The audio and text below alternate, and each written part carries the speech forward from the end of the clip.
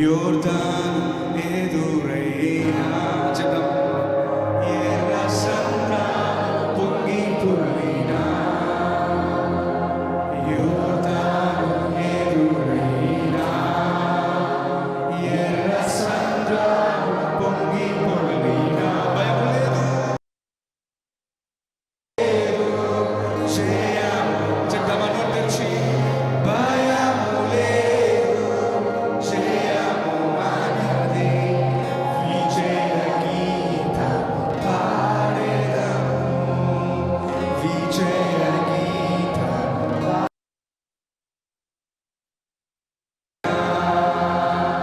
జయమే హోసన్నా, జయమే హోసన్నా, జయం మనదే.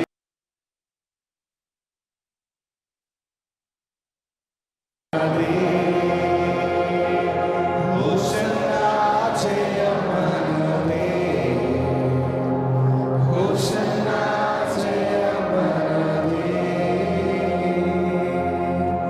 ఓ నీకే మహిమ.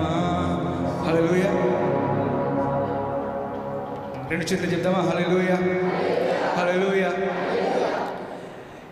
ఎబినేజరే, ఎబినేజరే, ఇంతవరకు ఆదుకున్న,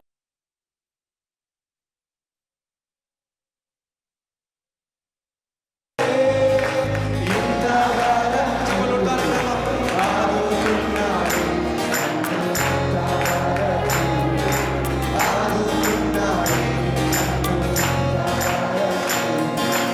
ఆదుకున్నాడు, మనసుతో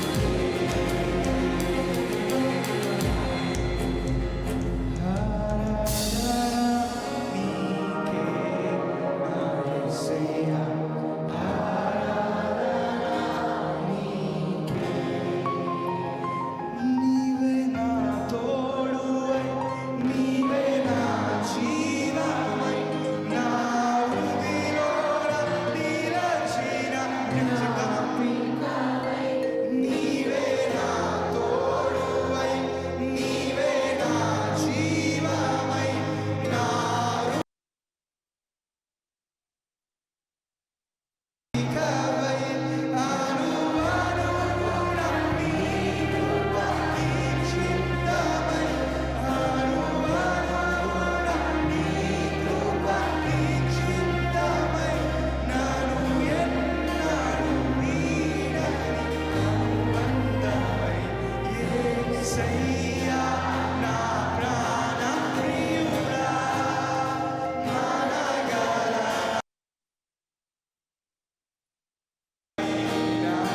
యేసయ్యా నా ప్రాణ ప్రియుడా, మనగలరా వీడిచెనవైరా, నీ ముఖము మనోహరము. స్వరము నీ స్వర మాధుర్యము, నీ పాదాలు అమరచినయము. యేసయ్యా నా ప్రాణ ప్రియుడా, మనగలరా నిన్ను వీడిచెనవైరా, యేసయ్యా నా ప్రాణ ప్రియుడా, మనగలరా నిన్ను వీడిచెనవైరా, నీ ముఖము నీ స్వరము మాధుర్యము.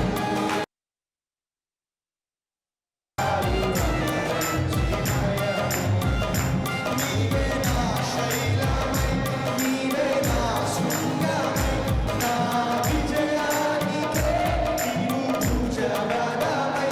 నీవే నా శైలమై, నీవే నా శృంగమై, నా విజయానికే నీవు భుజబలమై.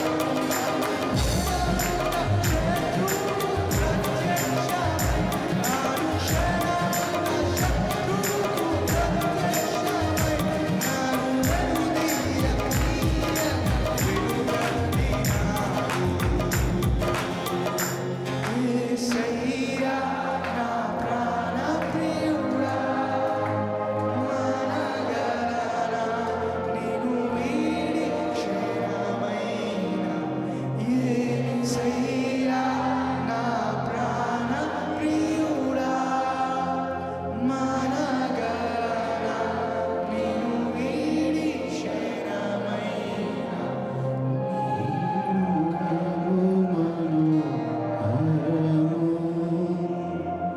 నీ స్వరము మాధుర్యము. నీ పాదాలు అపరంజిమయము. యేసయ్యా ప్రియుడా, మనగలనా నిన్ను వీడిచెనవైరా, యేసయ్యా నా ప్రాణ ప్రియుడా, మనగలరా నిన్ను వీడిచెనవైరా, నీ ముఖము మనోహరము.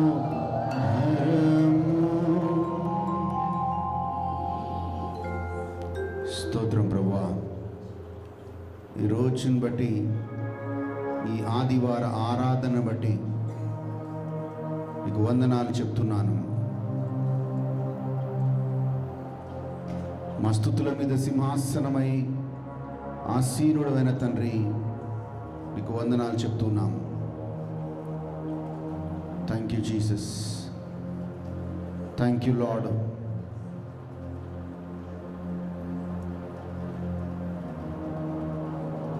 లోకమంతా ఈరోజు దేవాది దేవుని ఆరాధిస్తూ ఉండగా, ఈరోజు మనం కూడా మాకు రక్షణ ఇచ్చిందనేటువంటి వందనాలు ప్రభువా. నీ సంఘంలో జత చేసినందుకు వందనాలు ప్రభువా. ఇప్పటి వరకు మా జీవితాల్లో చేసిన ప్రతి మేలుకై నీకు వందనాలు ప్రభువా. రాబో దినాల్లో మమ్మల్ని నడిపించబోతున్నందుకు వందనాలు చెప్తూ యేసు నామంలో అడిగి వేడుకొంచున్నాము తండ్రి. కూర్చోండి దయచేసి.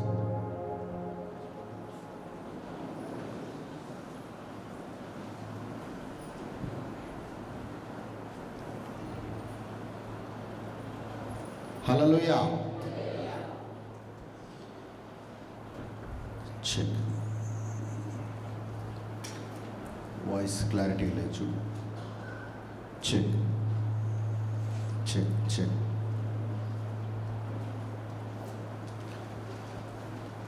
Check check.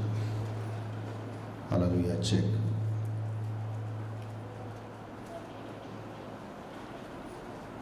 చెక్. ఉమ్మంటుందమ్మా. చెక్.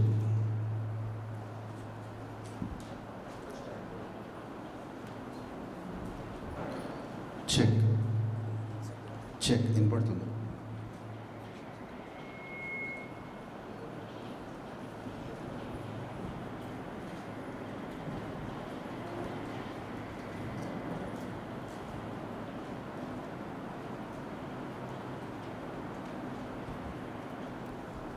Check check check. వెనకాల వినిపిస్తుందా అండి? వెనకాల వాళ్ళకి వినిపిస్తుందా? ఓకే. ఈరోజు తక్కువ సౌండ్ తక్కువ. ఆది కాండం 22వ అధ్యాయాన్ని మనము ధ్యానించబోతున్నాం.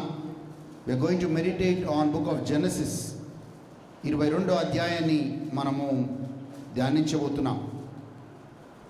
సో మనం వాక్యంలో మనం చూసినప్పుడు,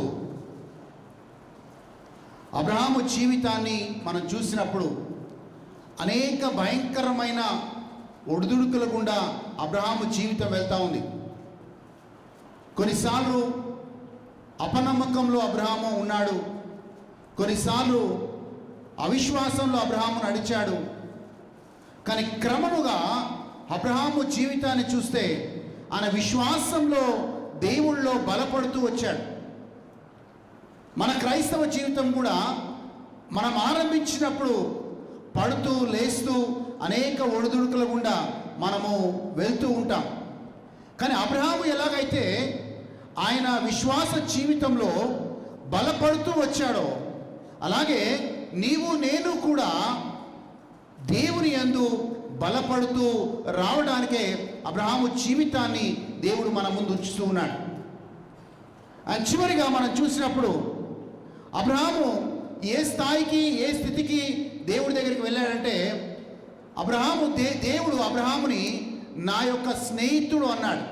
God called him my friend. నా యొక్క స్నేహితుడు అని అబ్రహాముని సంబోధించినట్లుగా మనం చూస్తూ ఉన్నాం. శరణ చూడు. సో అబ్రహాముని స్నేహితుడు అన్నట్లుగా మనం బైబిల్లో చూస్తూ ఉన్నాం. మరి స్నేహితుడు అంటే ఎలా ఉండాలి? స్నేహితుడు అంటే ఎలా ఉండాలి? How a friend should be. ఎలా స్నేహితుడు ఉండాలంటే, సోదరుడు అనేవాడు, స్నేహితుడు అనేవాడు నమ్మకమైన వాడిగా ఉండాలన్నది దేవుని వాక్యం. అండ్ మూడవ విషయం, ఒక స్నేహితుల్లో ఏముండాలి అంటే, ఆ స్నేహితుడు ఇంకొక స్నేహితుడి కోసం ప్రాణ త్యాగానికైనా దేనికైనా సిద్ధముగా ఉండాలన్నది దేవుని వాక్యం. చూద్దాం యోహాను సువార్త 15వ అధ్యాయం 14-15 వచనాలను చూద్దాం. యోహాను సువార్త 15వ అధ్యాయం 14-15 వచనాలను చూద్దాం. నేను మీకు ఆజ్ఞాపించు వాటిని చేసిన ఎడల మీరు నా స్నేహితులై యుందురు. మీరు ఏదైతే దేవుడు ఆజ్ఞాపించినవి మనం చేసినప్పుడు మనము దేవుని స్నేహితులుగా ఉంటామన్న దేవుని వాక్యం. దాసుడు తన యజమానుడు చేయి దానిని ఎరుగడు గనుక ఇక మిమ్మును దాసులని పిలువక, మిమ్మల్ని దాసులని పిలువక స్నేహితులని పిలిచి. చూడండి, మనల్ని కూడా దేవుడు స్నేహితులు అని పిలుస్తున్నాడు. అబ్రహాముని దేవుడు ఎలాగైతే స్నేహితుడు అని పిలిచాడో, మనల్ని కూడా దేవుడు స్నేహితులు అని సంబోధిస్తున్నాడు. I no longer call you slaves but rather I will call you friends. మరి స్నేహితుడు అనేవాడు ఎలా ఉండాలంటే 2-3 విషయాలు. నమ్మకమైన వాడిగా ఉండాలి. స్నేహితుడి మీద మనము కళ్ళు మూసుకొని ఆధారపడే రీతిగా ఉండాలి. మరి స్నేహితుడు అనేవాడు ఏ స్థితిలో ఏ స్థాయిలో అయినా ఏ త్యాగానికైనా సిద్ధముగా ఉండే లక్షణము స్నేహితుల్లో ఉండాలి. నీ స్నేహితుడైన యేసు ప్రభు నీ కోసం నా కోసం నన్ను ప్రేమించి తన ప్రాణాన్ని కూడా పణంగా పెట్టాడు. అదే స్నేహితుడు ఈరోజు అంటున్నాడు, నిన్ను బానిసలనను ఇక నిన్ను స్నేహితుడు అంటున్నాడు. అంటే ఒక స్నేహితుడు ఇంకొక స్నేహితుడికి ఏం చేస్తాడో యేసయ్య చూపించాడు. అలాగే అబ్రహాము కూడా దేవుడి కోసం ఏదైనా చేయడానికి సిద్ధముగా ఉన్నట్లుగా మనం బైబిల్లో చూస్తున్నాం. Abraham was ready for anything and everything for God. Abraham ఊరు అనే దేశంలో ఉన్నాడు. అబ్రహాము నువ్వు వదిలిపెట్టిరా అంటే స్నేహితుడనే దేవుణ్ణి నమ్మి మొత్తము వదిలేసి అబ్రహాం వచ్చాడు. He left everything. ఎక్కడికి వెళ్తున్నాడో అబ్రహాముకి తెలియదు. అయినా కానీ దేవుణ్ణి నమ్మి అబ్రహాము నడుస్తూ ఉన్నాడు. ఈరోజు నువ్వు కూడా సమస్తమును విడిచిపెట్టి నీ దేవుణ్ణి వెంబడిస్తున్నావేమో, కానీ నీ స్నేహితుడు నమ్మదగినవాడు. Your friend is a faithful one. Your friend is a trustworthy one. Your friend is a dependable one. నమ్మదగిన స్నేహితుడు నీ దేవుడు. అలాంటి దేవుడు అబ్రహాముకి ఒక పరీక్షను పెడుతూ ఉన్నాడు. ఆదికాండం 22వ అధ్యాయం మన మొదటి 2 వచనాలు చూస్తే దేవుడు అబ్రహాముకి ఒక పరీక్ష పెడుతూ ఉన్నాడు. God is testing Abraham. వాక్యాన్ని చూద్దాం. ఆదికాండం 22వ అధ్యాయం మొదటి 2 వచనాలను చూద్దాం దయచేసి. ఆ సంగతులు జరిగిన తరువాత దేవుడు అబ్రహామును పరిశోధించి ఎట్లనగా ఆయన అబ్రహామా అని పిలువగా అతడు చిత్తము ప్రభువా అనెను. అప్పుడు ఆయన నీకు ఒక్కడైన నీ కుమారుని అనగా నీవు ప్రేమించు ఇస్సాకును తీసుకొని మొరియా దేశంనకు వెళ్ళి అక్కడ నేను నీతో చెప్పబో పర్వతములలో ఒక దాని మీద దహన బలిగా అతనిని అర్పించమని చెప్పాను. చాలమ్మా చూడండి, దేవుడు 22వ అధ్యాయంలో అబ్రహాముని విశ్వాసానికి పరీక్ష పెడుతూ ఉన్నాడు. మనందరము దేవుడి నుంచి ఆశీర్వాదం పొందుకోవాలనుకుంటాం, దేవుడి నుంచి మేలులు పొందుకోవాలనుకుంటాం, అండ్ దేవుడితో నడవాలి అనుకుంటాం. కానీ దేవుడితో నడవాలని నిర్ణయించుకున్న ప్రతి వ్యక్తి అబ్రహాములాగా విశ్వాసంలో నడవాల్సిందే. బైబిల్ చెప్తుంది, విశ్వాసముతో నడిచిన వాళ్ళందరూ అబ్రహాము కుమారులు. All those people who walk in faith are called the sons of Abraham. అంటే అబ్రహాము సంతతిగా మనం చెప్పుకుంటున్నప్పుడు అబ్రహాము విశ్వాసంలో నడిచినట్లుగా నీవు నేను నడవాలని దేవుడు ఆశిస్తున్నాడు. ఎందుకంటే అదే వాక్యం చెప్తా ఉంది హీబ్రులకు రాసిన లేఖ 11వ అధ్యాయం 6వ వచనంలో, విశ్వాసము లేకుండా దేవుణ్ణి ఏ మనిషి కూడా సంతోషపెట్టలేడంట. Nobody can please God without having faith. So Abraham ఇక్కడ 22వ అధ్యాయంలో అబ్రహాం యొక్క విశ్వాసము పరీక్షించబడుతూ ఉంది. నీ ఒక్కగానొక్క కొడుకుని మొరియా పర్వతం మీద నాకు బలి అర్పించు అని దేవుడు అబ్రహాంను అడుగుతున్నాడు. మరి అబ్రహాము ఒక్క నిమిషం కూడా సంకోచించకుండా ముందడుగు వేస్తున్నాడండి. అనేక మార్లు ఈ వచనాన్ని, ఈ బైబిల్ గ్రంథాన్ని, ఈ బైబిల్ పట్టణాన్ని మనం చదివాం. కానీ అక్కడ నేర్చుకోవాల్సిన విషయం ఏంటంటే ఏమాత్రం సంకోచించలేదు. ఎందుకంటే అబ్రహాము దేవుడిని దేవుడిగా కాదు, అబ్రహాము దేవుణ్ణి స్నేహితుడుగా చూస్తున్నాడు. నా స్నేహితుడు నమ్మదగినవాడు, నా స్నేహితుడు ఏది చెప్పినా నేను సిద్ధమై, ఇంతకుముందు ఆ దేవుడు ఏం చెప్పినా నేను చేశాను, ఇప్పుడు కూడా నా స్నేహితుడు నా యావే దేవుడు నమ్మదగినవాడని ఏ మాట మాట్లాడకుండా ఇస్సాకును తీసుకొని మొరియా పర్వతం మీదకి వెళ్తూ ఉన్నాడు. ఏది ఆశీర్వాదం తీసుకొస్తుంది, క్రైస్తవుడికి అంటే దేవుడి మీద కేవలం నమ్మకమే కాదు, దేవుడి మీద విధేయత కూడా, విధేయతనే మనకు ఆశీర్వాదం తీసుకొని వస్తుంది. It's not just a belief, a faith in God. All that matters is your obedience to God. Abraham దేవుడిని నమ్మాడు కనుకనే ఊరు అనే దేశం నుంచి వచ్చాడు. ఒక నమ్మకం మాత్రమే సరిపోలేదు అబ్రహాము పూర్తి ఆశీర్వాదం పొందుకోవడానికి. ఆ నమ్మకంతో పాటు అబ్రహాము దేవుడి పట్ల విధేయించి, దేవుని మాటకి విధేయించి ముందడుగు ధైర్యంగా వేస్తూ ఉన్నాడు. ఈ రెండో విషయంలో చాలామంది మనం ఫెయిల్ అవుతాం. ఎస్, అందరం దేవుడిని నమ్ముతున్నామా? ఎస్, దేవుడిని నమ్ముతున్నాం.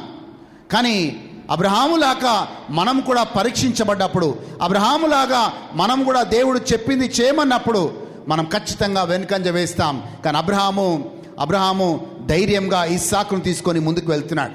కానీ అబ్రహాం విశ్వాసం ఏంటి? ఆ రోజు అబ్రహాం విశ్వాసం ఏంటంటే, ఒకవైపు నేను దేవుడికి విధేయిస్తున్నాను, ఇంకోవైపు నా దేవుడు నా కొడుకుని తీసుకోడు.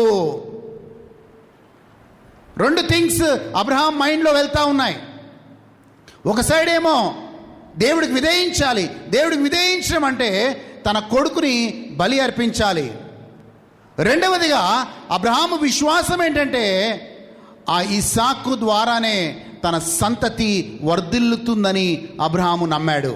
ఎందుకంటే మనం ఆదికాండం 15వ అధ్యాయం 5-6 వచనాల్లో దేవుడు ఆకాశ నక్షత్రాలను చూపించి, భూమి మీద ఇస్కరేలను చూపించి, అబ్రహాము నీ సంతతి ఇలా ఉండబోతుంది అని చెప్పినప్పుడు బైబిల్ గ్రంథం చెప్తుంది, అబ్రహాము నమ్మెను కనుక అబ్రహాము నీతిమంతుడుగా ఎంచబడెను. Because Abraham believed, it was reckoned to him as righteousness. So Abraham నమ్మాడు, ఇస్సాకు ద్వారా నా సంతతి విస్తరిస్తుంది అని నమ్మాడు. ఇంకోవైపు దేవుణ్ణి కూడా నమ్మి అబ్రహాముని తన కుమారుని బలి అర్పించడానికి వెళ్తూ ఉన్నాడు. ఆ వెళ్తూ ఒక మాట అంటున్నాడు. తన విశ్వాస పరీక్షలో మొట్టమొదటి మాట ఏంటంటే, మేము మోరియా పర్వతం మీదకి వెళ్తున్నాను నా కొడుకుని తీసుకోవడానికి, కానీ మళ్ళీ నేను తిరిగి వస్తానని అక్కడ స్నేహితులకి చెప్తూ ఉన్నాడు. 3-4 వచనాలు చూద్దాం. ఆదికాండం 22వ అధ్యాయం 3-4 వచనాలు చూద్దాం దయచేసి. తెల్లవారినప్పుడు అబ్రహాము లేచి తన గాడిదకు గంత కట్టి తన పనివారిలో ఇద్దరిని తన కుమారుడగు ఇస్సాకును వెంటబెట్టుకొని దహన బలి కొరకు కట్టెలు చీల్చి లేచి దేవుడు తనతో చెప్పిన చోటికి వెళ్ళెను. మూడవ నాడు అబ్రహాము కన్నులెత్తి దూరము నుండి ఆ చోటు చూచి తన పనివారితో మీరు గాడిదతో ఇక్కడనే ఉండు, నేనును ఈ చిన్నవాడును అక్కడికి వెళ్ళి దేవుణ్ణి ఆరాధించి మరలా మీ యొద్దకు వచ్చేదము.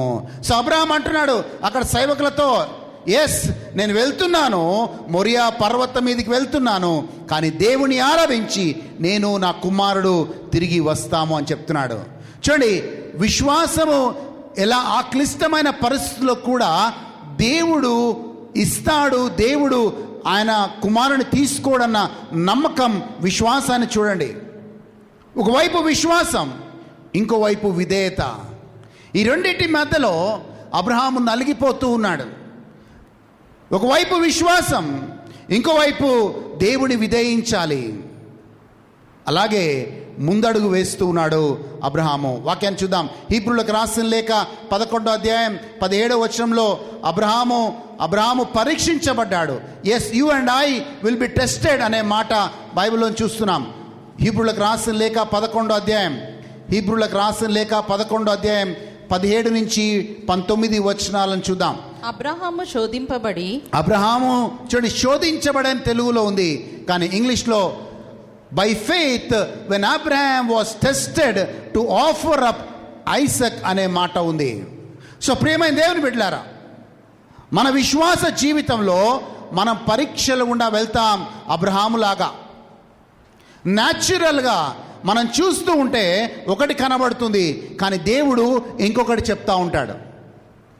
న్యాచురల్గా అబ్రహాం ఆరో చూసినప్పుడు ఇస్సాకుని బలి ఇవ్వడానికి అబ్రహాం వెళ్తున్నాడు, కానీ లోపల అబ్రహాం విశ్వాసం ఏంటంటే ఆ బలికి కావలసింది దేవుడు సమకూరుస్తాడన్నది అబ్రహాము నమ్మకం. హల్లెలూయా, హల్లెలూయా. ఒకవైపేమో దేవుని వాగ్దానం, ఇంకోవైపేమో దేవుడు పరీక్షిస్తున్నాడు. ఇంకోవైపు అబ్రహాము నమ్మకం ఏంటంటే ఎస్, అక్కడ మొరియా పర్వతం మీద బలి అర్పించడానికి దేవుడు ఖచ్చితంగా సమకూరుస్తాడు అన్న నమ్మకంతో, విశ్వాసంతో అబ్రహాం ముందడుగేస్తున్నాడు. హల్లెలూయా. అందుకే కింద వాళ్ళ సేవకులు చెప్తున్నాడు, అయ్యా మేము వెళ్తున్నాం మొరియా పర్వతం మీదకి, కానీ తిరిగి మళ్ళీ వస్తాం, దేవుణ్ణి ఆరాధించి మళ్ళీ తిరిగి వస్తాం. We go through a lot of testings. ఇలాంటి పరీక్షల గుండా మనం జీవితంలో వెళ్తూ ఉంటాం. కానీ ప్రతి పరీక్షలో ప్రతి పరీక్షని మనము విశ్వాసంలో విధేయతతో మనం ఆ పరీక్షలో గెలిచినప్పుడు అబ్రహాము పొందుకున్న ఆశీర్వాదాలన్నీ మనం పొందుకుంటాం. ఆమేన్, ఆమేన్, హల్లెలూయా. సో అబ్రహాం విశ్వాసం ఏంటంటే, అబ్రహాము నేర్చుకున్న పాఠం ఏంటంటే, దాని తర్వాత ఇజ్రాయేల్ ప్రజలు నేర్చుకున్న విషయం ఏంటంటే, నా దేవుడు నేను అవసరతలో ఉన్నప్పుడు నా దేవుడు అన్నీ సమకూరుస్తాడు. నా దేవుడు జెహోవా జైరాగా ఉంటాడు. నా దేవుడు అన్నీ సమకూర్చేవాడిగా ఉంటాడు. నేను ఏ అవసరతలో ఉన్నా, ఏ సమస్యలో ఉన్నా నా దేవుడు నాకు సమకూర్చేవాడిగా ఉంటాడని అబ్రహాము ద్వారా ఇజ్రాయెల్ ప్రజలు తెలుసుకున్నారు. ఈరోజు మనం కూడా అదే విషయాన్ని తెలుసుకుంటూ ఉన్నాం. ఆమేన్. వాక్యాన్ని చూద్దాం. ఆదికాండం 22వ అధ్యాయం 13-14 వచనాలను చూద్దాం. 13-14 వచనాలు. ఎస్. అప్పుడు అబ్రహాము కన్నులెత్తి చూడగా పొదలో కొమ్ములు తగులుకొని ఉన్న ఒక పొట్టేలు వెనుక తట్టున కనబడెను. అబ్రహాము వెళ్ళి ఆ పొట్టేలును పట్టుకొని తన కుమారునికి మారుగా పెట్టి దహన బలిగా అర్పించెను. అబ్రహాము ఆ చోటికి యెహోవా ఈరే అని పేరు పెట్టెను. యెహోవా ఈరే అంటే దేవుడు సమకూరుస్తాడు అని అర్థం. చెప్పండి, దేవుడు సమకూరుస్తాడు. Hallelujah. The Lord shall provide. మనం క్లిష్టమైన పరిస్థితుల్లో ఉండొచ్చు అబ్రహాం లాగా. మన విశ్వాసం కూడా అనేక మార్లు పరీక్షించబడుతుండొచ్చు అబ్రహాము లాగా. కానీ ఒకటి జ్ఞాపకం పెట్టుకోవాలి, మనం ఏదైతే అవసరతలో ఉన్నామో, మనం ఏదైతే దేనికోసమైతే మనం ఆశిస్తున్నామో ఆ విషయాలని దేవుడు నీ కుటుంబంలో, నీ జీవితంలో సమకూర్చునుగాక. ఆ రోజు ఇస్సాకు బదులుగా గొర్రెపిల్లని సమకూర్చిన దేవుడు ఈరోజు నీ కుటుంబంలో ఏది కొరతగా ఉందో దేవుడు సమకూర్చునుగాక. May God supply all your needs according to his riches and his glory. దేవుడు తన మహిమైశ్వర్యం నుంచి నీ ప్రతి అవసరతను దేవుడు తీర్చునుగాక. ఫిలిప్పీలకు రాసిన లేఖ 3వ అధ్యాయం 19వ వచనంలో పౌలు గారు ఆ మాటనంటూ ఉన్నాడు. ఎస్, తన మహిమైశ్వర్యం నుంచి దేవుడు నీ ప్రతి అవసరమును తీర్చునుగాక. హల్లెలూయా, హల్లెలూయా. మరి మన అవసరం ఎలా తీరుతుంది అంటే, వాక్యంలో చెప్పినట్లుగా విశ్వాసంతో నడవటము చాలా ప్రాముఖ్యమైనది. జ్ఞాపకం పెట్టుకోండి. గలతీయులు రాసిన లేఖకి వెళ్దాం. గలతీయులు రాసిన లేఖలో కొన్ని మాటలు చూద్దాం. ఎలా మనం దేవుని వాగ్దానాన్ని పొందుకోగలుగుతాం, ఎలా ఆ యొక్క పరీక్ష నుంచి బయటికి రాగలుగుతాం, ఎలా మనము దేవుడి నుంచి సంపూర్ణ సమకూర్పుని పొందగలుగుతాం. వాక్యం చూద్దాం. గలతీయులు రాసిన లేఖ 3వ అధ్యాయం 6-7 వచనాలు చూద్దాం. ఎస్. అబ్రహాము దేవుని నమ్మెను, అది అతనికి నీతిగా ఎంచబడెను.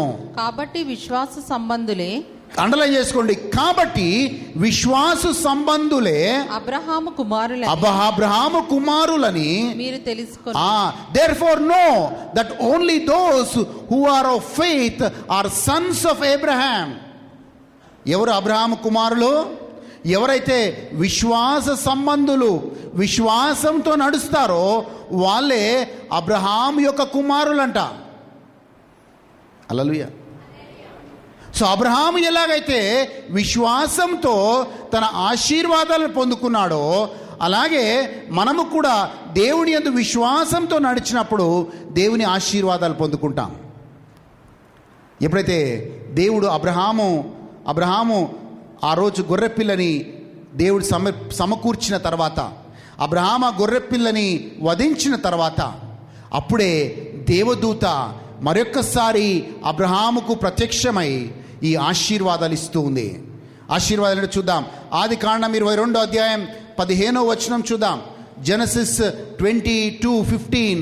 ఆది కాండం 22:15. ఎప్పుడైతే అబ్రహాము విశ్వాస పరీక్షలో ఆయన నెగ్గాడో, ఎప్పుడైతే తన విశ్వాసాన్ని దేవుడి వైపు చూపించాడో అప్పుడు అబ్రహాం మీద దేవుడు ఈ యొక్క ఆశీర్వాదాలు ఇస్తున్నాడు. 22:15. యెహోవా దూత జెనసిస్ 22:15. రెండవ మారు పరలోకము నుండి అబ్రహామును పిలిచి ఇట్లా నేను నీకు ఒక్కడే అయ్యున్నా నీ కుమార్ని ఇయ్య వెనుక తీయక. జెనసిస్ 22:15 చదవమ్మా. నీకు ఒక్కడే అయ్యున్నా నీ కుమార్ని ఇయ్య వెనుక తీయక ఈ కార్యము చేసినందున నేను నిన్ను ఆశీర్వదించి ఆకాశ నక్షత్రముల వలెను సముద్ర తీరమందలి ఇసుక వలెను నీ సంతానమును నిశ్చయముగా నేను విస్తరించేదను. చూడండి, ఎప్పుడైతే అబ్రహాము ఆ విశ్వాస పరీక్షలో నెగ్గాడో అప్పుడు దేవుడు అన్నాడు, I will bless you with a blessing, I will multiply you by multiplying your descendants as the stars of haven. నేను నిన్ను ఆశీర్వదించి ఆకాశ నక్షత్రముల వలె, సముద్రము తీరముల మండలి, ఇసుక రేణుల వలె నీ సంతానము నిశ్చయముగా విస్తరింపచేతును. ఎప్పుడు పొందుకున్నాడు సంపూర్ణ ఆశీర్వాదం? అంటే అబ్రహాము దేవుడు పెట్టిన పరీక్షలో నెగ్గినప్పుడు. Hallelujah. Your faith will be tested. నీ విశ్వాసము పరీక్షించబడుతుంది. కానీ ఆ విశ్వాసము మళ్ళీ దేవుని యందు నమ్మకం మీద, విశ్వాసం మీదనే మనము వెళ్ళినప్పుడు, ముందుకెళ్ళినప్పుడు దేవుడు నీ జీవితంలో కొరతగా ఉన్నాయన్ని సమకూరుస్తూ వస్తాడు. ప్రతి ఒక్కటి సమకూరుస్తూ వస్తాడు. ఎవ్రీథింగ్. చెప్పండి, సకల ఐశ్వర్యవంతుడైన దేవుడు నా ప్రతి అవసరమును తీరుస్తాడు. హల్లెలూయా. నీ దేవుడు ఐశ్వర్యవంతుడు కాబట్టి నీ ప్రతి అవసరమును తీర్చేవాడిగా నీ దేవుడు ఉంటాడు. ఆమేన్. మనము ఇజ్రాయెల్ ప్రజలను చూస్తూ ఉన్నాం. ఇజ్రాయెల్ ప్రజలు కూడా వాళ్ళు ఆ యొక్క బానిసత్వం నుంచి, ఐగుప్తు బానిసత్వం నుంచి వాళ్ళు ప్రయాణమై వెళ్తూ ఉన్నారు. వెనక ఫరో వస్తున్నాడు, ఫరో సైన్యం వస్తుంది, ముందు ఎర్ర సముద్రం ఉంది, అందరూ భయపడుతున్నారు. కానీ మోషే ఒక్కడు మాత్రం ధైర్యంగా ఉన్నాడు. అలాంటి టైంలో మోషే ఒక మాట అంటున్నాడు. నిర్గమకాండం 14:13 ఓ ఇజ్రాయెల్ ప్రజలారా, మీరు భయపడకండి, ఎందుకంటే మీరు చూస్తున్న ఐగుప్తీయులు మళ్ళీ మీ జీవితంలో చూడరు. Do not be afraid O people of Israel. The Egyptians whom you are seeing now, whom you are seeing today, you will never see them again. మళ్ళీ నువ్వు వాళ్ళని చూడవని దేవుడు వాగ్దానం చేస్తున్నాడు. వాక్యాన్ని చదువుదాం. 13వ అధ్యాయం ఆది కాండం 14వ అధ్యాయం 13వ వచనం నుంచి చూద్దాం. జాగ్రత్తగా దేవుని వాక్యాన్ని చూద్దాం. ఎస్. అందుకు మోషే భయపడకుడి, యెహోవా మీకు నేడు కలుగజేయు రక్షణను మీరు ఊరక నిలుచుండి చూడుడి.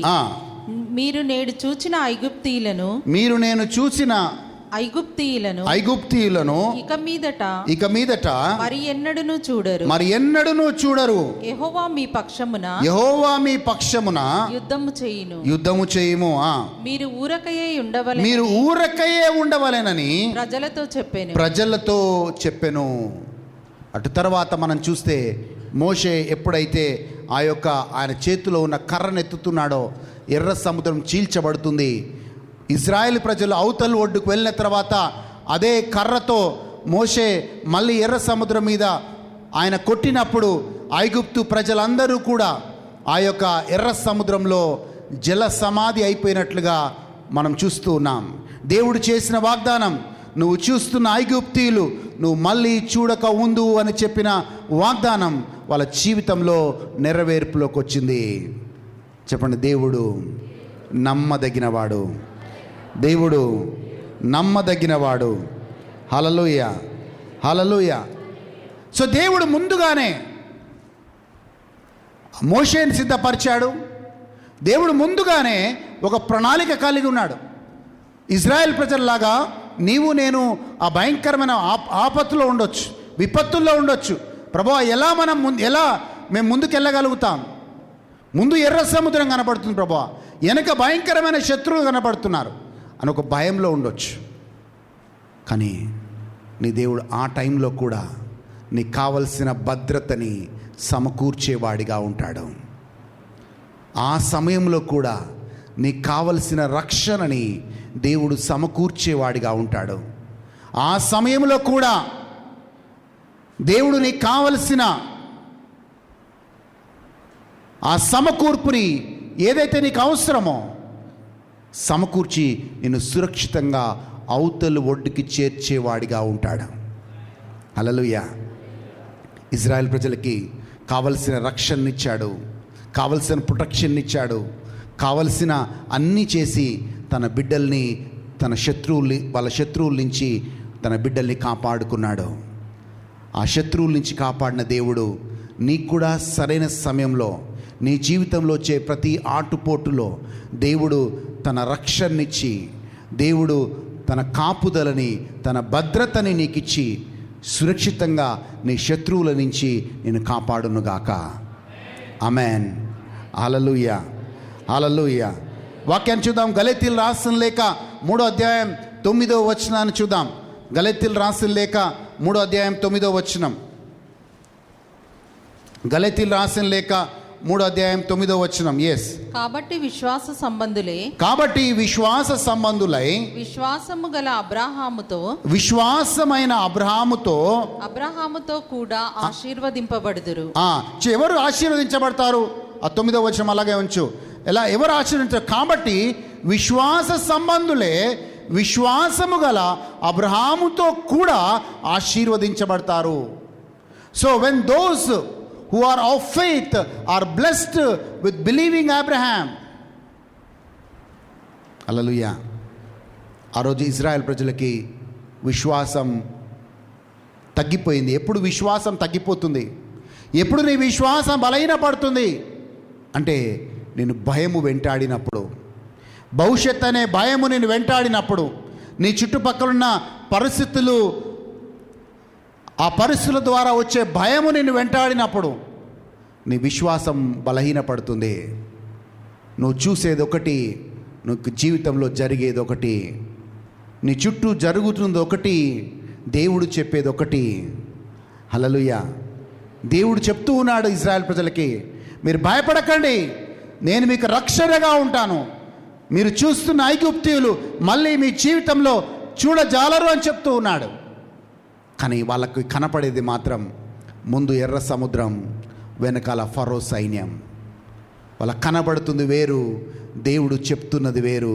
కానీ భూమి ఆకాశము గతించిన దేవుడు చెప్పిన మాట మాత్రమే నెరవేరుతుంది. అండ్ దేవుడు చెప్పిన మాట మాత్రమే నెరవేరింది. ఎలాగంటే సునాయాసంగా వాళ్ళు వెనక శత్రువులు ఉన్నప్పటికీ, ముందు ఎర్ర సముద్రం ఉన్నప్పటికీ సునాయాసంగా సురక్షితంగా పొడి నేల మీద అవతల ఒడ్డుకి నడుచుకుంటూ వెళ్ళిపోయారు. ఆమేన్. హల్లెలూయా, హల్లెలూయా. చెప్పండి, నా దేవుడు నాకు సమకూర్చేవాడు. అన్ని విషయాల్లో, నా ఆపదలలో, నా భయాలలో, నా కొరతలో, అన్ని విషయాల్లో నాకు సమకూర్చే దేవుడు. My God shall supply all my needs. Hallelujah. ఏ అవసరమైనా పర్వాలేదు. చూడండి, ఇంకో దగ్గర ఇజ్రాయెల్ ప్రజలు చూపిస్తాను. మనము ఇజ్రాయెల్ ప్రజలు ప్రయాణం చేస్తూ, ఆ ఎడారిలో ప్రయాణం చేస్తూ షూరు అనే ఒక అరణ్యంలోకి వస్తూ ఉన్నారు. 3 రోజులు మండు టెండలో వాళ్ళు నడుస్తూ ఉన్నారు. ఆ షూరు అనే అరణ్యంలోకి వచ్చిన తర్వాత వాళ్ళకి భయంకరంగా దాహం అవుతుంది. ఒక ప్లేస్కి వస్తారు. అది మారా అనే స్థలము దగ్గరికి వస్తారు. ఈ మారా అనే స్థలము దగ్గరికి వచ్చినప్పుడు నీళ్ళున్నాయి, కానీ ఆ నీళ్ళు చేదుగా ఉన్నాయి. మోషే దేవుడికి మొరపెడుతున్నాడు. అయ్యా, 3 రోజులుగా ప్రయాణం చేసుకుంటూ వచ్చాం. ఇది షూరు అరణ్యం ప్రభువా. ఇజ్రాయెల్ ప్రజలు కూడా మోషేకి వ్యతిరేకంగా తిరగబడుతున్నారు. అయ్యా, ఈ అరణ్యంలో చంపడానికే మమ్మల్ని తీసుకొని వచ్చావా అని ఒకవైపు ఇజ్రాయెల్ ప్రజలు మొరపెడుతూ ఉన్నారు. అలాంటి సమయంలో మోషే దేవుడికి మొరపెట్టినప్పుడు ఒక చెట్టును చూపిస్తున్నాడు. ఆ చెట్టు కొమ్మ ఆ యొక్క మారా అనే నీటిలో వేసినప్పుడు ఆ చేదుగా ఉన్న నీరు మధురముగా మారిపోతుంది. హల్లెలూయా. అంటే ఆ నీటిని, చేదుగా ఉన్న నీటిని మధురంగా మార్చటానికి దేవుడు ముందుగానే అక్కడ ఒక చెట్టుని సమకూర్చి పెట్టాడు. God has already provided the tree. మోషే సింపుల్గా ఏం చేయలేదు. ఆ చెట్టును తీసుకున్నాడు, ఆ మారా అనే నీటిలో వేస్తున్నాడు.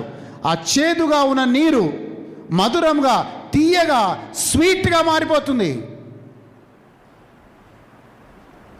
చెప్పండి, ఏది అవసరతలో ఉన్నామో దాన్ని సమకూర్చే దేవుడు. హల్లెలూయా, హల్లెలూయా. వాళ్ళకి తెలియదు, ఇజ్రాయెల్ ప్రజలకు తెలియదు. ఆ మారా ప్రదేశానికి వాళ్ళు వస్తారు, నా బిడ్డలు దాముకొని వస్తారు, వాళ్ళకి మంచినీరు నేను ఇవ్వాలి అని దేవుడు ఆలోచించి ముందుగానే ఆ చెట్టుని అక్కడ సమకూర్చాడు. అబ్రహాము ఇస్సాకు మొరియా పర్వతం మీదకి వెళ్తూ ఉన్నప్పుడే, వెళ్ళకంటే ముందే అబ్రహాము ఇస్సాకు వస్తారు, బలి అర్పించడానికి ఓ గొర్రెపిల్ల కావాలి అని ముందుగానే దేవుడు సమకూర్చి ఉంచాడు దాన్ని. Even before they went to the mountain of Moriah, the lamb existed. చెప్పండి, నా అవసరతలు ఎరిగిన దేవుడు ముందుగానే అన్నీ సమకూరుస్తాడు. హల్లెలూయా. నా అవసరతలు ఎరిగిన దేవుడు, గట్టిగా చెప్పాలా, నా అవసరతలు ఎరిగిన దేవుడు ముందుగానే ప్రతి ఒక్కటి సమకూరుస్తాడు. హల్లెలూయా, హల్లెలూయా. కేవలం విశ్వాసంతో అబ్రహాము నడిచినట్లు మనం కూడా నడవాలి. ఆమేన్. హల్లెలూయా, హల్లెలూయా. ఇంకొక సన్నివేశం బైబిల్లో మనం చూస్తూ ఉన్నాం.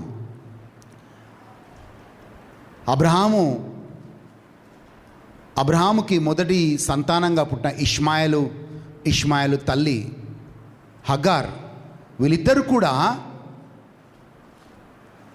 కొన్ని రోజులు బాగానే ఉన్నారు. కానీ సారా అబ్రహాము దగ్గరకు వచ్చి బ్రతిమిలాడుతుంది, ఎలాగైనా హగార్ని, ఇష్మాయేల్ని పంపించేయాలి అని పట్టుబట్టినప్పుడు అబ్రహాము నలిగిపోతాడు. కానీ దేవుడు చెప్తాడు, నీ భార్య అయిన సారా మాట విని హగార్ని, ఇష్మాయేల్ని పంపించేసేయ్ అని దేవుడు చెప్పినప్పుడు ఆ యొక్క అబ్రహాం ఏం చేశారంటే, ఒక చిన్న వాటర్ బాటిల్, ఒక చిన్న ఆహారం కొంచెం ఇచ్చి, మీరు వెళ్ళిపోండి అని చెప్తాడు. ఆ వాక్యాన్ని చూద్దాం. ఆది కాండం 21వ అధ్యాయం 14వ వచనం చూద్దాం.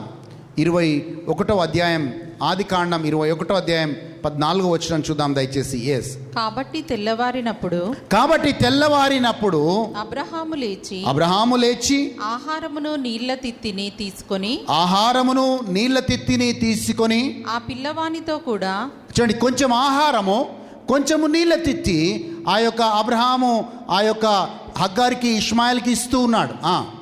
హాగరునకు అప్పగించి ఆమె భుజం మీద వాటిని పెట్టి ఆమెని పంపివేసెను. ఆమె వెళ్ళి బెయేర్షెబా అరణ్యములో ఇటు అటు తిరుగుచుండెను. ఆ తిత్తిలోని నీళ్లు అయిపోయిన తర్వాత ఆమె ఒక పొద క్రింద ఆ చిన్నవాని పడవేసి, ఈ పిల్లవాని చావు నేను చూడలేనని అనుకుని వింటివేత దూరము వెళ్ళి అతనికి ఎదురుగా కూర్చుండెను. ఆమె ఎదురుగా కూర్చుండి ఎలుగెత్తి ఏడ్చెను. చూడి, హగ్గారు ఆ యొక్క బెర్షిబా అనే అరణ్యంలో భయంకరమైన దాహముతో అబ్రహాం ఆ యొక్క కుమారుడైన ఇస్మాయిలు చనిపోతాడని ఏడుస్తుంది అరణ్యంలో. ఎవరు లేరు ఆమెకు సాయం చేసేవాళ్ళు. ఒకవేళ నీరు ఆ యొక్క బిడ్డకి తాగించినట్టయితే ఆ బిడ్డ చనిపోయే పరిస్థితిలో ఆమె ఉంది. ఆ ఆగనీలో, ఆ భయంకరమైన దీంట్లో హగ్గారు దేవుడి దగ్గర ఏడుస్తూ ఉంది. మామూలుగా చెప్పాలంటే అబ్రహాము పిలిస్తే దేవుడు పలకాలా, సారా పిలిస్తే దేవుడు పలకాలా, కానీ హగ్గారు పిలిస్తే ఎందుకు పలకాలా? హల్లెలూయా. కానీ దేవుడు కీర్తన 91లో ఒక మాట ఉంటుంది. ఆ మాట ఏంటో తెలుసా? నీ ఆపత్ సమయంలో నువ్వు నాకు మొర్రపెట్టినప్పుడు నేను నీకు జవాబునిచ్చే దేవుడుగా ఉంటాను. చెప్పండి, నీ ఆపత్ సమయంలో నాకు నువ్వు మొర్రపెట్టినప్పుడు నీకు జవాబునిచ్చే దేవుడను. హల్లెలూయా. నీ ఆపత్ సమయంలో, in the times of trouble, when you call on to God, he shawl deliver you అనే మాట ఉంటుంది. హగారు ఆ భయంకరమైన విపత్తు సమయంలో దేవుడికి మొరపెడుతుంది. అండ్ దేవుడు ఆశ్చర్యరీతిగా ఏం చేస్తున్నాడు తెలుసా? వాక్యాన్ని చూద్దాం. మనము 19వ వచనాన్ని చూద్దాం. 19వ వచనాన్ని 21వ అధ్యాయం 19వ వచనాన్ని చూద్దాం. మరియు దేవుడు ఆమె కన్నులు తెరిచినందున ఆమె నీళ్ల ఊట చూసి వెళ్ళి ఆ తిత్తిని నీళ్లతో నింపి ఆ యొక్క తిత్తిని నీళ్లతో నింపి చిన్నవానికి త్రాగించెను. హల్లెలూయా. నీళ్ళు ఉన్నాయి అక్కడ. ఎక్కడ ఉన్నాయి నీళ్ళు? 19వ వచనం పెట్టు బాబు. నీళ్ళు ఉన్నాయి అక్కడ. నీటి బుగ్గ అక్కడ ఉంది. కానీ ఈమె కళ్ళు మూయబడ్డాయి. కానీ దేవదూత వచ్చి ఆ కళ్ళు తెరిచాడు. ఆమె కళ్ళు తెరిచినప్పుడు ఆమె నీళ్ళ బావిని చూడగలిగింది. బైబిల్ చెప్తుంది, జాగ్రత్త చూసుకోండి. 19వ వచనంలో, God opened her ice and she saw the well of water. ఆమె గ్లాసు నీళ్ళ కోసం ఆమె తాపత్రయపడుతుంది. గ్లాసు నీళ్ళ కోసం ఆమె అటు ఇటు తిరుగుతుంది. కానీ దేవుడికి స్తోత్రం. దేవుడికి మొరపెట్టినప్పుడు దేవుడు ఆమె కళ్ళని తెరిచాడు. ఆమె కళ్ళని తెరిచినప్పుడు గ్లాసు నీళ్ళు కాదు, బాటిల్ నీళ్ళు కాదు, ఆ యొక్క నీళ్ళ బావిని దేవుడు ఆమెకు చూపించాడు. నువ్వు అవసరతలో ఉన్నప్పుడు నువ్వు దేవుడికి మొరపెడుతున్నావేమో, నీ చుట్టూవే నీ అవసరము తీర్చే ఒక వనరులు ఉండొచ్చు. ఆ వనరులకి దేవుడు నీ కళ్ళు తెరియునుగాక. May God also open your eyes as he opened the eyes of Hagar. Amen. చెప్పండి, సమకూర్చే దేవుడు, నా అవసరతలన్నిటినీ ఎరిగిన దేవుడు. బైబిల్ చెప్తుంది, నోటి నుంచి నువ్వు అడగక మునుపే నీ అక్కర్లు తీర్చే దేవుడు. హల్లెలూయా. మరి ఎప్పుడు విశ్వాసంలో పొందుకుంటామంటే ఎప్పుడైతే మనము అబ్రహాములాగా విశ్వాసంలో నడుస్తామో. అబ్రహాము విశ్వాసంలో నడవటమే కాదు, అబ్రహాము దేవుడిని నమ్మడమే కాదు, అబ్రహాము పరీక్షించినప్పుడు కూడా దేవుడికి నమ్మకంగా ఉన్నాడు. When he was tested Abraham proved faithful to God. ఒక నిజమైన స్నేహితుడు ఎలాగైతే నమ్మకంగా ఉంటాడో, దేవుడు అబ్రహాము పట్ల నమ్మకంగా ఉన్నాడు, అబ్రహాము దేవుడి పట్ల నమ్మకంగా ఉన్నాడు. హల్లెలూయా. అలాంటి విశ్వాసంలో నడిస్తేనే దేవుని వాక్యం చెప్తుంది, మనము ప్రభు అయిన క్రీస్తులో అబ్రహాము ఆశీర్వాదములకి మనము పాలిభాగస్థులం అవుతాం. అలాంటి విశ్వాసంలో నడిస్తేనే ప్రభు అయిన క్రీస్తులో అబ్రహాము ఆశీర్వాదంలోకి మనం పాలిభాగస్థులు అవుతాం. వాక్యాన్ని చూద్దాం. ఆదికాండం 3:19-20. ఆదికాండం 3:29 చూద్దాం. ఆదికాండం 3 ఆదికాండం కాదు, గలతీయులు రాసిన లేఖ, క్షమించాలి, గలతీయులు రాసిన లేఖ 3:29 చూద్దాం. మీరు క్రీస్తు సంబంధులైతే, మీరు క్రీస్తు సంబంధులైతే ఆ పక్షమందు అబ్రహాము యొక్క సంతానమై ఉండి వాగ్దాన ప్రకారము వారసులయ్యున్నారు. And if you are Christ, then you are Abraham's seed and heirs according to the promise. మీరు క్రీస్తు సంబంధులైతే ఆ పక్షమందు అబ్రహాం యొక్క సంతానమై ఉండి ఆయన వాగ్దానం ప్రకారంగా వారసులై ఉన్నారు. 3:13 గలతీయులు రాసిన లేఖ 3:13. ఆత్మను గూర్చిన వాగ్దానము విశ్వాసము వలన మనకు లభించినట్లు అబ్రహాము పొందిన ఆశీర్వచనము క్రీస్తు యేసు ద్వారా అన్యజనులకు కలుగుటకై క్రీస్తు మన కోసము శాపమై. హల్లెలూయా. చూడండి, అబ్రహాము పొందిన ఆశీర్వాదంలో మనము కూడా యేసుక్రీస్తు ద్వారా అన్యజనుల కలుగుటకై క్రీస్తు మన కొరకు శాపమై, మన వలన ధర్మశాస్త్రం యొక్క శాపము నుండి నిన్ను నన్ను ఆయన విమోచించాడు. ఎంతమందికి అర్థమైంది? హల్లెలూయా. అబ్రహాము ఆశీర్వాదంలో నిన్ను నన్ను పాలిభాగస్తులుగా దేవుడు చేస్తున్నాడు. ఆమేన్. హల్లెలూయా. హల్లెలూయా. 4 విషయాలు మళ్ళీ నేను చెప్పి ముగిస్తాను. 22వ అధ్యాయంలో అబ్రహాము విశ్వాసము పరీక్షించబడ్డప్పుడు ఒకవైపు దేవుని వాగ్దానం, ఇంకోవైపు దేవుని పరీక్ష.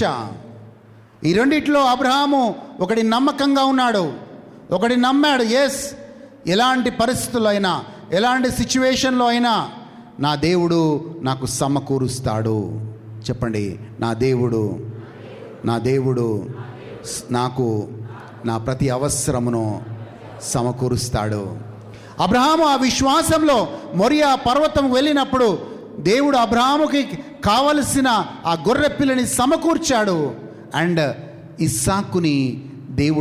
ఇస్సాకు ద్వారా దేవుడు తన సంతతిని ఆశీర్వదించాడు. 15వ వచనంలో చదివాం, ఆ విధేయత తర్వాత అబ్రహాము ఆశీర్వదించబడ్డాడు, అందరి జనముల మీద ఆశీర్వదించబడ్డాడు. అబ్రహాము మీద నా వాగ్దానం సంపూర్ణతలోకి వచ్చింది, అబ్రహాం మీద నా ఆశీర్వాదం ఫుల్ఫిల్మెంట్లోకి వచ్చింది. అటు తర్వాత హగ్గారు చూస్తున్నాం. హగ్గారు భయంకరమైన క్లిష్టమైన పరిస్థితిలో ఒక గ్లాస్ నీళ్ళ కోసం ఆమె వెతుకుతూ ఉంటే దేవుడు ఆమె కళ్ళను తెరుస్తున్నాడు. అమ్మ, గ్లాస్ నీళ్ళు కాదమ్మా, అక్కడ ఒక నీళ్ళ బావుంది.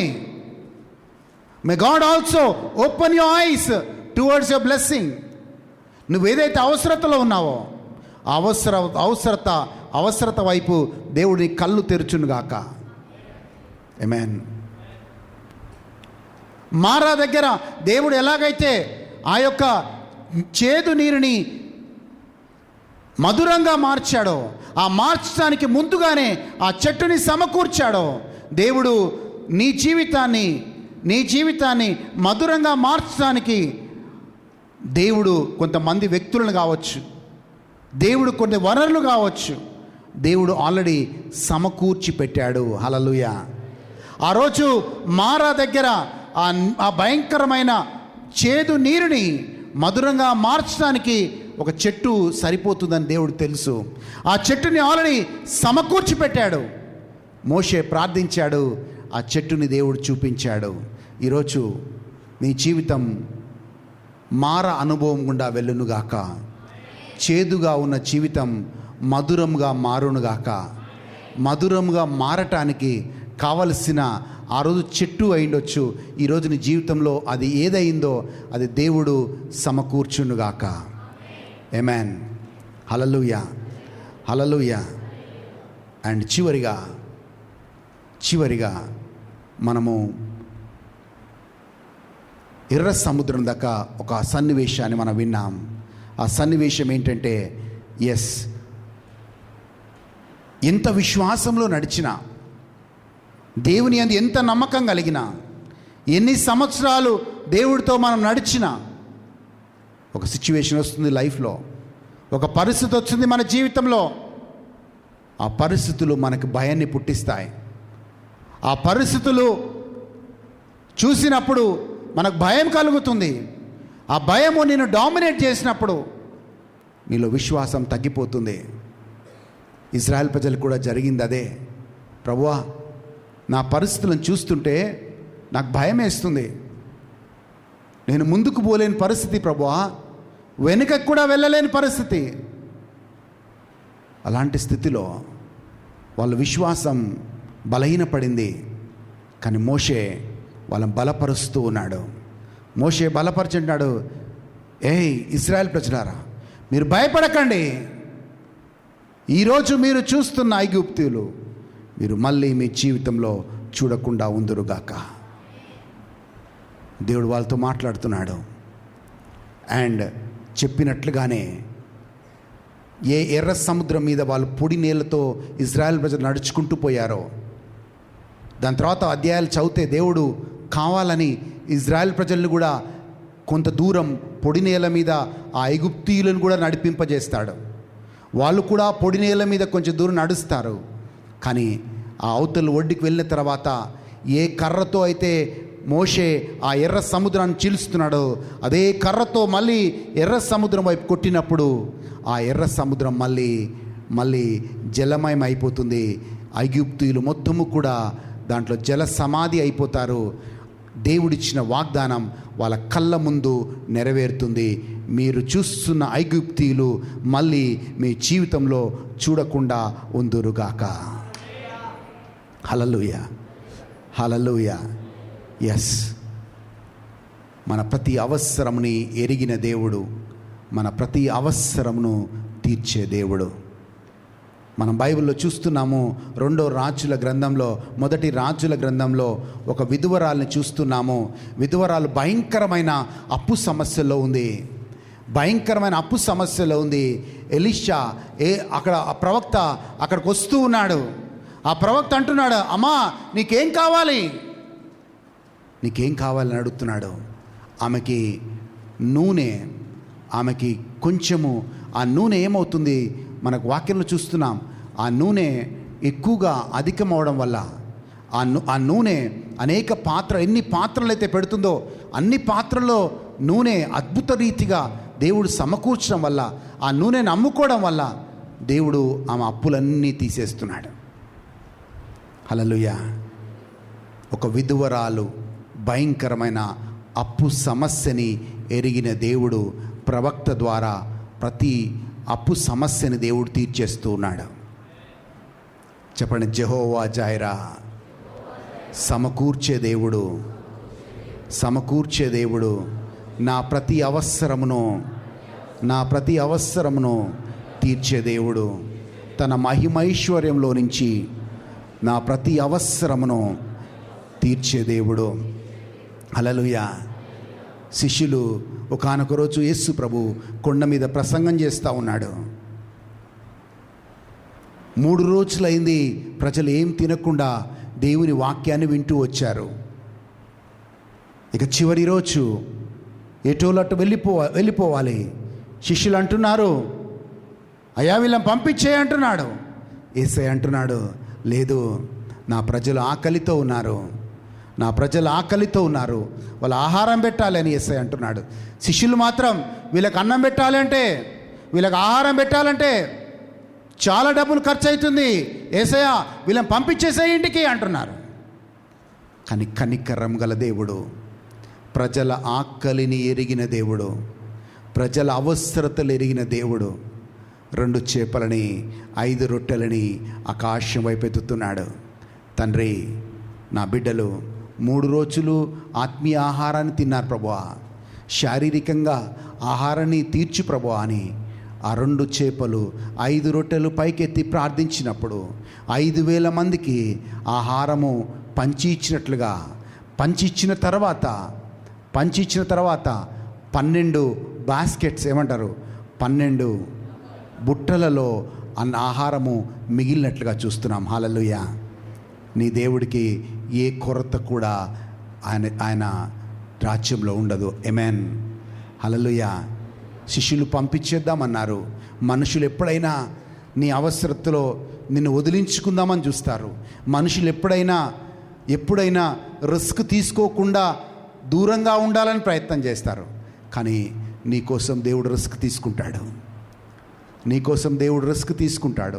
నీ అవసరత తీర్చడం కోసం నీ దేవుడు రిస్క్ తీసుకుంటాడు.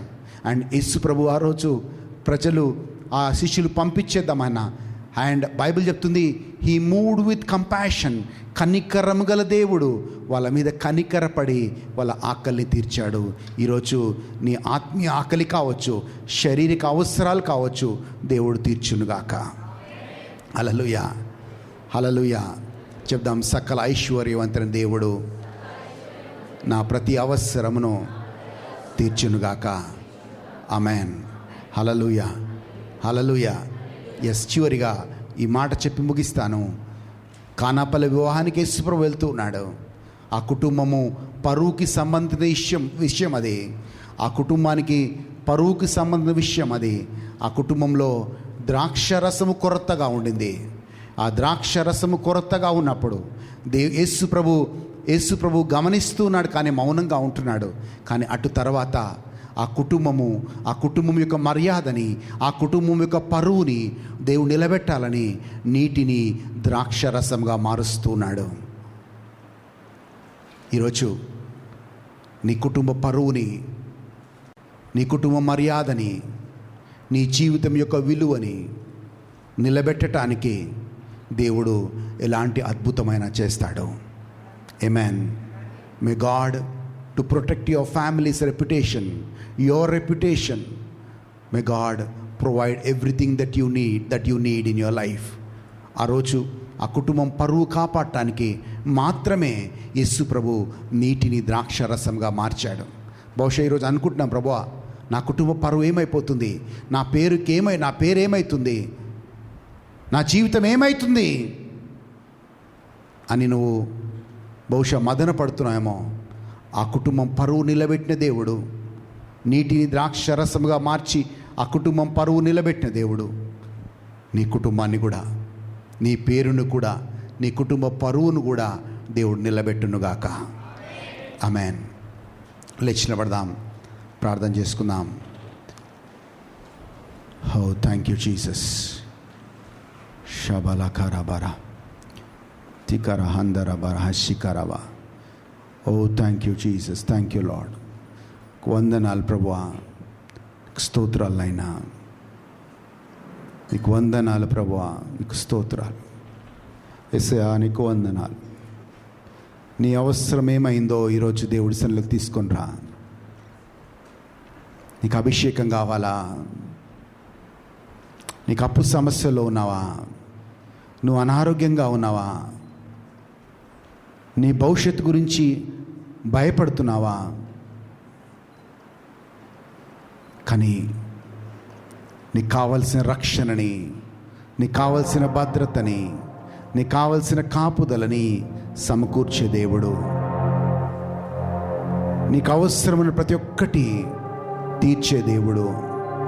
ఈరోజు అది నీ అవసరం ఏమైందో ఎస్ ఈరోజు అడుగు దేవుణ్ణి.